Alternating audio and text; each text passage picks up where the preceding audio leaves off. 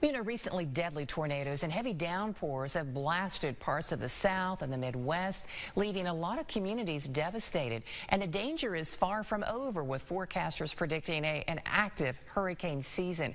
Here to help us learn what happens when disaster strikes a community is Trevor Riggin, the president of Humanitarian Services with the American Red Cross. And Trevor, give us an idea of the scope of the disasters affecting our country right now.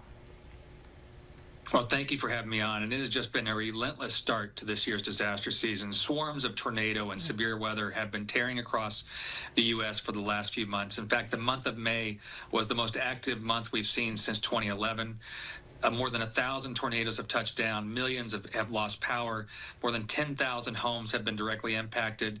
And sadly, more than 36 people have lost their lives. All of this has forced the Red Cross to stand up major relief operations in more than 13 states.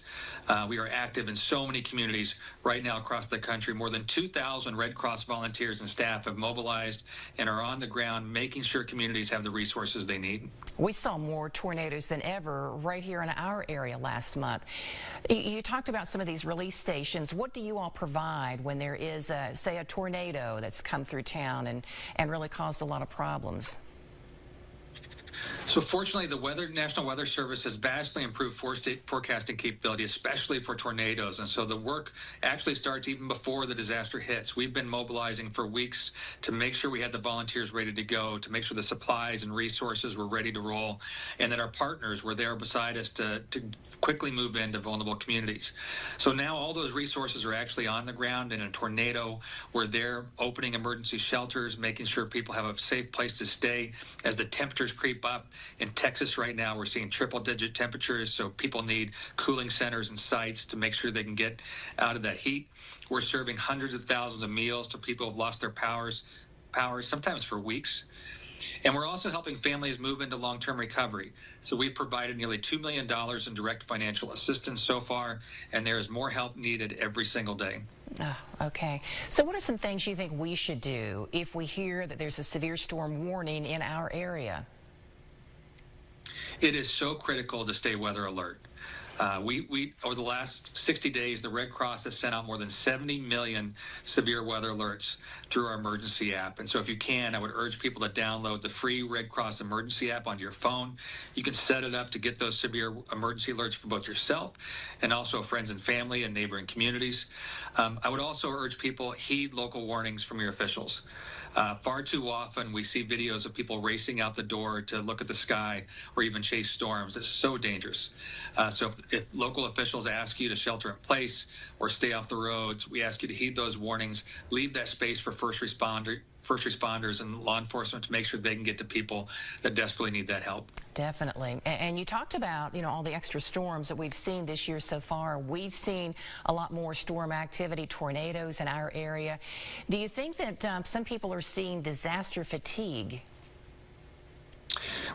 The pace is definitely increasing. Just at the Red Cross, we were responding to twice as many disasters today as we were just 10 years ago.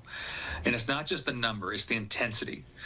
We are seeing far more intense storms, more rainfall, and also repetitive impact in communities where they're not just hit once, they're hit multiple times in their lifetime. They may be losing their homes, at the very least forced to evacuate, which does create fatigue. It's fatigue for the families who are tired of losing power, tired of evacuating and having to spend the money on a hotel or the gas to drive to neighboring communities. Communities are struggling with the resource impacts. And even with the Red Cross, we need help more than ever to make sure we have the resources on hand to serve these communities. And we need your help. And we'd ask you to go to 1-800-RED-CROSS, call 1-800-RED-CROSS, or go to redcross.org, make that financial donation today, or sign up to be a volunteer. We need you to be a part of our Red Cross family. Yeah, that's so important that you touched on that. It's very reassuring when we see the Red Cross set up in our community when we have had tornadoes or severe storm damage, flooding. So remind everyone how they can help, because maybe it hasn't happened in their neighborhood, but people want to help you all. Three great ways to help. The first way is through that financial donation. You can go to redcross.org or 1-800-RED-CROSS. Every dollar matters. The needs are great, and they're getting greater as we head into a very busy hurricane season. The second way is to volunteer. You could volunteer to respond to a local house fire, help teach preparedness, or deploy across the country to serve in a major relief operation. Every single volunteer is needed, and we need more and more. And lastly is blood. These severe storms cause us to cancel blood drives. It forces people to cancel their appointments, and there is a desperate need for blood every single day. So if you can, go to redcross.org or call 1-800-RED-CROSS. Make an appointment to donate blood today. It could save up to 3 lives.